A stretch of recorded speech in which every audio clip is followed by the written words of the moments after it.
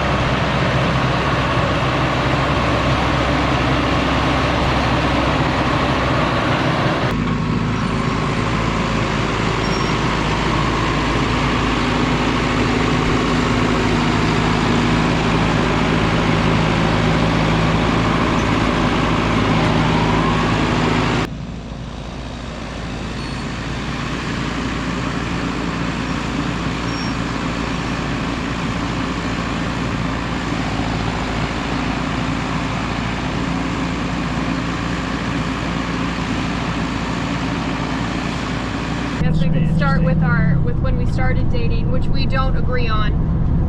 That's an argument that we have. First off, Ben never actually asked me to be his girlfriend. Truth. So we just went from friends to fiance, I guess.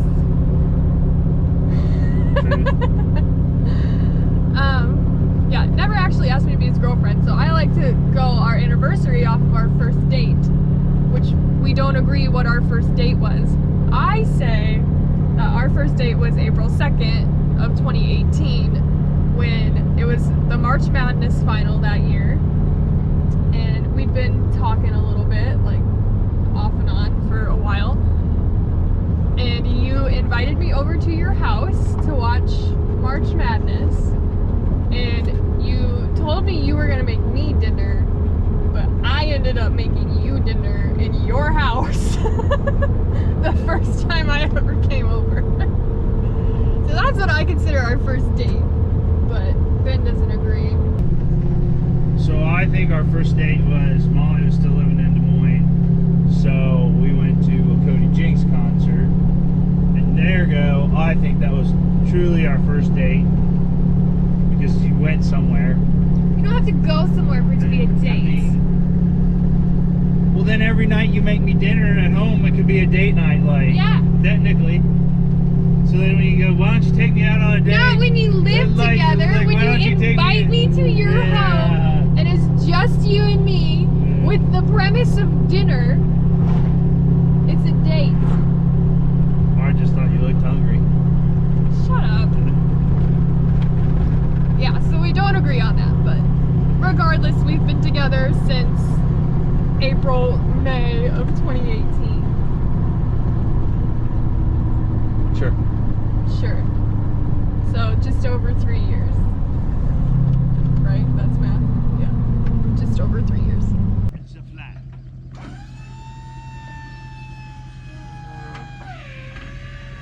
See this? You just gotta be really strong and push it over. Not everybody can do that. So we've established that Ben and I don't agree on what our first date was, but that's fine. 2018 would have been our first holiday season together, and Ben's birthday is right after the holidays. His birthday is January 3rd, and then my birthday is February 22nd, so we're kind of, you know, all close to the holidays right there. So that first year that we were together, we decided instead of getting each other big Christmas presents, that we would go on a trip. So we decided to go on a huge trip to Costa Rica, and we actually went in February of 2019, kind of right around my birthday. It was a gorgeous trip. We went for 5 days. Costa Rica was absolutely gorgeous. We had such a good time. We went on a night hike, saw a bunch of snakes, which was terrifying and gross, but we did it. We survived. I'm still kicking. Terrified the whole time, but I'm still alive. We went on like a big catamaran. We went on a kayak trip down a river, down like a oh god, what are they called? Oh, I can't think of what the trees are called. I'll put a picture of them and I'll figure it out, and I'll put it over the picture. Like, I can't remember what they're called right now. But it was beautiful, and most of the time you went to these places and it was just like these families did these things out of their homes. Like that kayak trip, we literally were shuttled to this guy's house. His wife and her mother were at his house making us breakfast. We sat down at their family table, ate breakfast, took us on this trip. It was beautiful, it was wonderful, and every excursion that we did was like that. They were such kind people and welcoming, and oh my god, the food was just to die for. The food was delicious. So it was a great trip. That was our first big trip together. Plenty more to come down the line, especially once all this craziness dies down with travel restrictions and such. So yeah, we love to travel, so that's something that we'll continue to do. And 2019 is also the year for Ben's birthday. I pride myself on being a good gift giver. So for Ben's birthday that year, that's the year that I bought him his editing software so that he could start his YouTube channel, because it was something, you know, that he kind of talked about, thought that he'd maybe be good at it. Kind of showed me the YouTube farmer's world, and I thought that, yeah, you can do this. You would be really good at this. So I got him the editing software, and now here we are. What was your favorite part of our trip to Costa Rica? Oh, so that's the story you told the Costa Rica trip when I was loading. Favorite part about, okay, I liked the jungle.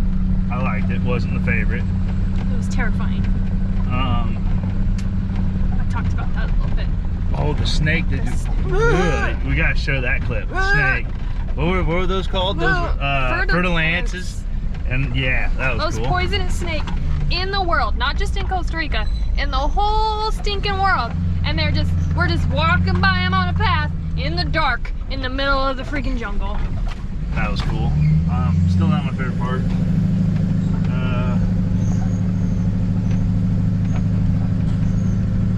There was that time you drank that big margarita and then tried to eat the fake crab. I didn't know. It wasn't a fake crab. Okay, it was a real crab. Decoration crab. It was crab. like a decor, like on the big like seafood tower thing that they brought you. I didn't know that. I didn't know that. I tried to eat it. It didn't work. That was pretty good. Still not my favorite part. Favorite part of Costa Rica? Bonding with the gate guard at night when I brought him all my leftover food every single night. And every night it'd show up and there'd be the gate guard, and I'd be like, "Hey, dude, do you want this?" And he spoke like no English. And yeah, that was bonded over I leftover bonded with dinner. the gate guard at the Costa Rica villa. Yeah. And then I talked about palm oil with oh my lord, conservation farming and all that stuff with the kayak guide. Yep. Yeah. I talked about the kayak trip a little bit. I didn't talk about that though. I talked about how it was like at their house, like his wife made us breakfast, and we like sat down at their kitchen table to have breakfast with them. But almost all the excursions that we did were like that. Yeah. That they fed you, and they were just so, you know, extremely hot. Yeah. Just nicest people. Nicest people, like overall. Mm-hmm. Everywhere you went, everybody was so and they nice. grow watermelons to feed to the cows, to strictly give to the cows as a water source. Crazy cool. So another one of our favorite things to do together is to go to the Iowa State Fair. If you haven't seen our video from the Iowa State Fair, I highly suggest you watch it. We'll link it. Really, it's just a video of me stuffing my face all day long with fair food, but that's the best part of the fair. That's the reason I go. So we decided to make a video out of it. That's something that we'll do probably every year. Try to get back to the fair and make another video, because it was fun and I liked it and it was fun. We went to the NFR in Vegas in 2019 in December with a couple of our friends. Shania and Marshall, you guys know them, the goat farming people, the funny farm. That's something that I think we're gonna try to do again this year, is to go back to Vegas to see the NFR again, probably again with Shania and Marshall and a couple other friends this time probably. That was super fun. I'd never been to Vegas before. It was fun. I'm not one for casinos and gambling and stuff, but just the atmosphere was fun, and the NFR was amazing, and something that I would suggest if you're a fan of rodeo to really go to every chance that you get, because it was awesome. It was so fun. So yeah, that was kind of the first, 2 years of Ben and I's relationship together prior to 2020, which we all know what 2020 was and what 2020 did. COVID happened. If you didn't know, I got laid off at my job at the resort just because there was no, real business happening. So I ended up leaving that position to go start working at the nursing home that I work at now, which I love. I absolutely adore my job. In that time where I was laid off, it gave me the chance to step in a little bit more with the YouTube channel and help Ben by helping him to edit videos. So I learned how to edit. I did his entire planting vlog that year. It was super fun. I really enjoyed it. Every now and then I'll step in and do a little editing still. When he gets super busy, I'll step in and edit. I edited a little bit this planting season. I'll probably step in again during harvest and help him edit then too. It's a little harder now that I have a full-time job again. I'm not always the one doing the editing, but I think it helps that we can both do it now. It kind of lightens the load on Ben a little bit, so I enjoy doing it. I hope you guys enjoy the videos that I do get to edit. So we didn't do a whole lot in 2020, just focused on the YouTube channel and growing our following there, and Ben, really focused on what he does every year, which is the farm, and making sure that the farm is at its best. So we got through 2020 okay, did everything we could to get through 2020, still standing on our own 2 feet. Of course, we rolled into 2021. Ben turned 28. 29. Wow, he's 29 now. Ben turned 29 and I turned 27, which is obviously how old we are now. We had a little bit of a rough time there a couple months ago. We lost Itzy. She got ran over right in front of our house. It was really, really hard for me. As you can imagine, I'd had Itzy for 4 years. She was my first pet, my first dog that I'd had, just on my own. And that really, really hurt me, really broke me, and hurt Ben a lot too, because he, had learned to love her in the 3 years that they've been together, that we've been together.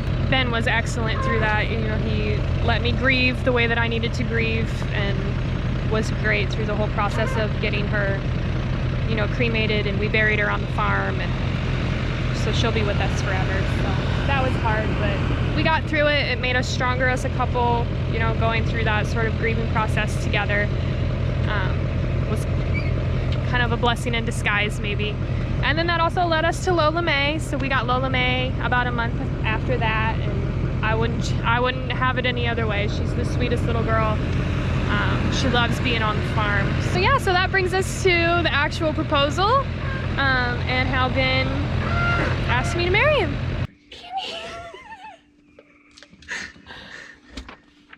Like, told you. Drive crash. Drive/crash. Okay, you're gonna have to tell me how to Oh drive. my God.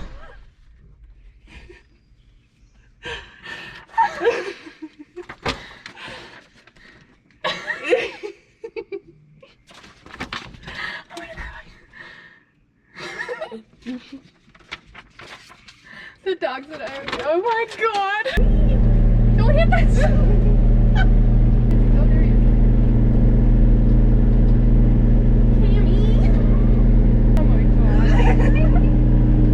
Like this! You look fine! Look at my hair! They're all just standing around! I hate all of you. I hate every single one of you. I hate you all.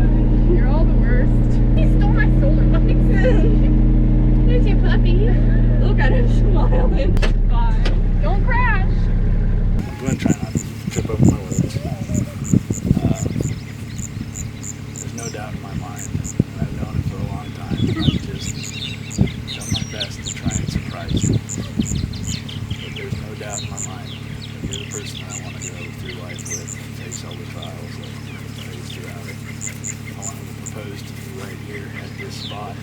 is when we build our house up there on the hill, that we can sit here, wake up, look out here, and as we get older, remember how far we've gone.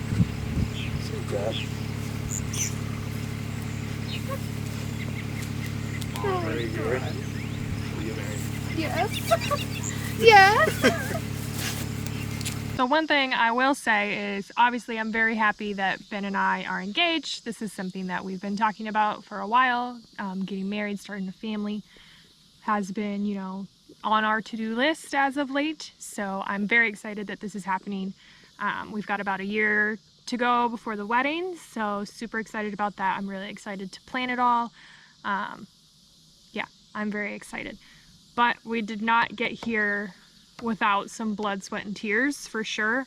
Ben and I have been together for 3 years, so I know that's not very long to some people, but I think especially if you're, you know, a young girl and you're getting involved or starting to date or whatever you want to call it, somebody who works in this line of work, this lifestyle farming, whether it be row crop or livestock or whatever the line of ag might be, you really have to understand what you're getting yourself into, and, you know, make sure that you can handle it and make sure that your guy is worth it, because this life is crazy.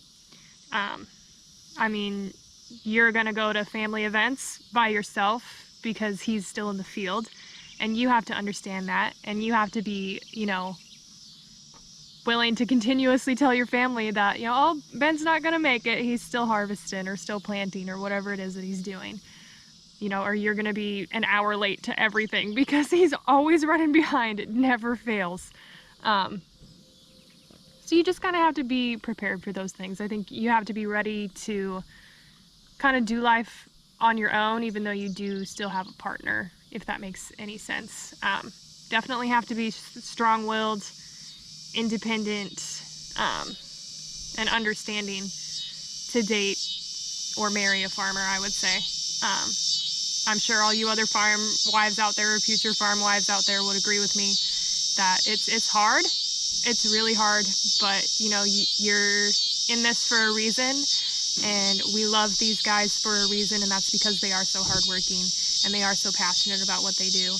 And, you know, the way that they cultivate and take care of their land and their equipment, all that does is show you how they're gonna continuously cultivate and take care of you and the family that you eventually create. So yeah, I'm really excited, and I can't wait. I can't wait to be Mrs. iowANFarmer. Well guys, I think that's gonna do it for this video. So let me do it Ben style here. Get this hat on my big old noggin. We'll see you on the next one. Was that terrible? I feel like it was terrible.